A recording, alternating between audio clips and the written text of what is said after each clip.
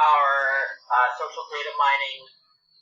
In this assignment, we're going to scrape the Toronto and Ottawa Sun RSS feeds to the clean RSS feed for 5 days.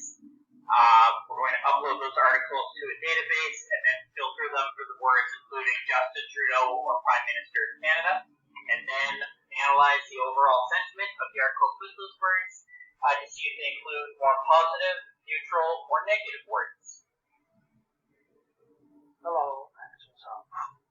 This diagram is an overall process of our project, and my part is data mining.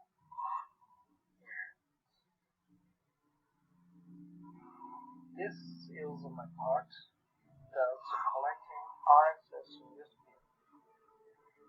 Now, I'm going to show you this flow, what to collect, how to do, and when to store.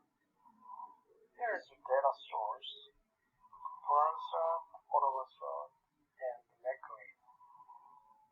We're going to get the RSS news from them with XML formats. These things will be passed readable formats using Python code. And they will store the cloud database, that is AWS RDS MySQL. We have collected the news for 6 days, July 9 to 14. This first part of the code, we make a list of RSS and the code get the get news data function.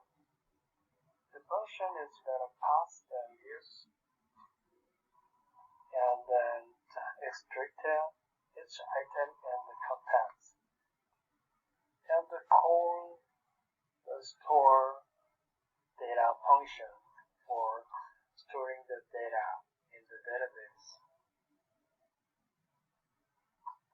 This function will make it connect the database and store the data using the SQL command, insert command. If there is some data in the database, then it will skip the store, because the table in the database has a primary key that is a newsweek value. That's it. So, in this part of the presentation, we're going to be looking at what happens in this part of our process here, where the data has been uploaded to an SQL database, and we need to analyze its sentiment in order for it to be displayed on a web page. So we have the data in MySQL. We're going to run it through Azure sentiment analysis, and then we're going to leave the team with data analysis. In the middle, we're going to filter it for words related to our topic, with our topic being what is Canadian sentiment about Justin Trudeau. So we're going to filter for Justin Trudeau, Prime Minister of Canada. We'll see that in a minute. We created an Azure account to do the sentiment analysis, and then we'll generate some data frames that can be used to create statistics and images for further analysis. When we're done creating our functions, we really just use 6 lines of code to get the data, to build a list of articles, and then to score those articles in batches for sentiment. So we have to authenticate with Microsoft Azure in this section. When we get the data, we select 2 columns that were stored, one that has the full article text and the other that has the article link. And then we search the text for Justin Trudeau or Prime Minister of Canada, create a data frame. Here's where we start having to work around some of the limitations of a free Azure account. Their articles have a character limit of 5120, so we have to make sure that ours don't go over that. So Azure has some limitations around number of requests it can handle, size limitation, and as I mentioned before, the length of article. So how we got around that is we built a list of lists. So we process all our sentiment analysis 10 articles at a time. So instead of sending all 30, 40, 50 articles in one batch to be analyzed, that was producing some errors for us. So we just created a list where every item of the list has about 10 articles in it.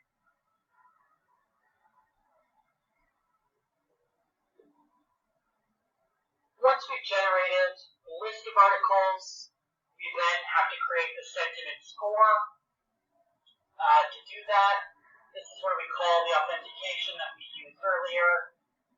And this takes the list of articles that we created above, generates a score list, a key phrases list that we'll use later, and creates the score for each batch of articles. So we're not going sentence by sentence, we're not going article by article. We're generally creating a batch of 10 articles. We create a positive score, a neutral score, a negative score, and the key phrases for those articles.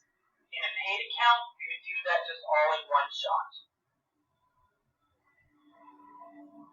That brings us back to here.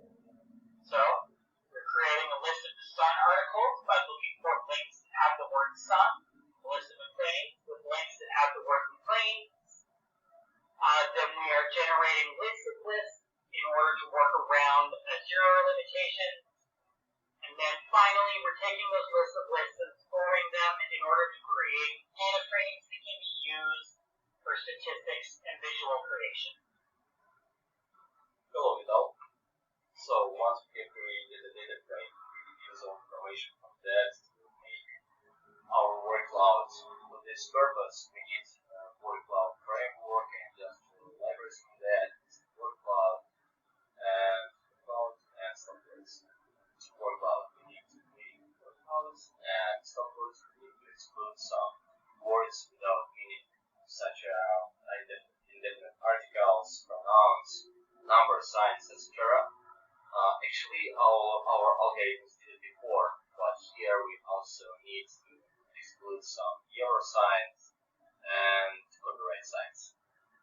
So here you can see our basic settings of our workloads.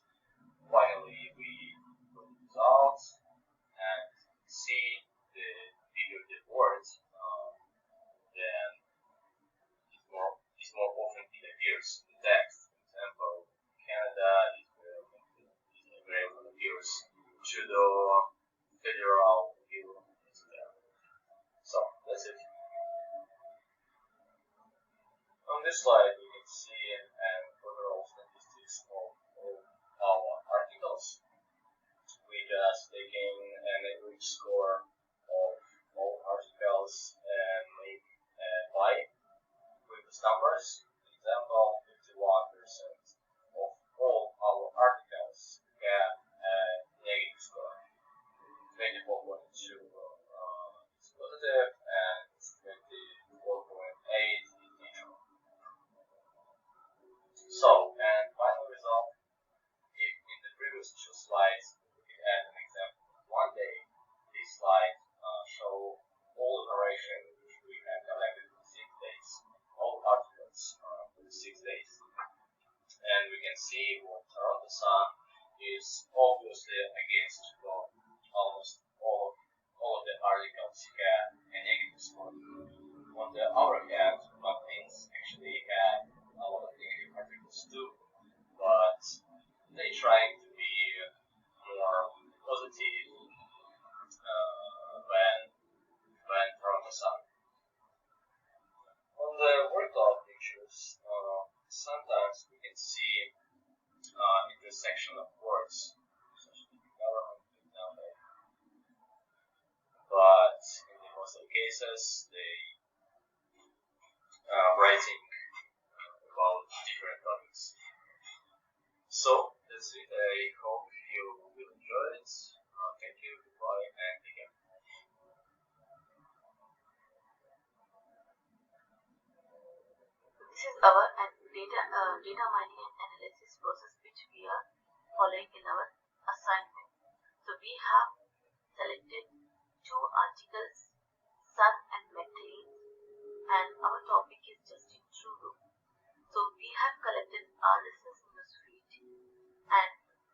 data is stored in database, and we have collected this RCSP through Python programming, and we store the data in a database, and again from the database we have performed sentiment analysis using Python programming, and after performing sentiment analysis we store the data in a database.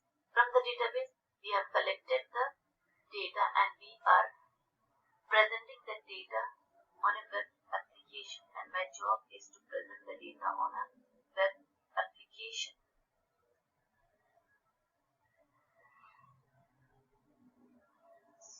So, web application, after performing sentiment analysis on the topic just in true row, this is how our graphs are coming, like a pie chart and word form. So that data, that graphs I have collected, and through Python programming I have generated a web application. So Python code, for generating a web application I have used a class, and I have generated a HTML page, and I have run the application. This is how our application looks. We have a case of data and pie charts and word counts available for our sentiment analysis. This is how our application looks. We have a case of data and pie charts and word counts available for our sentiment analysis. This is how our application looks. We have a case of data and pie charts and word counts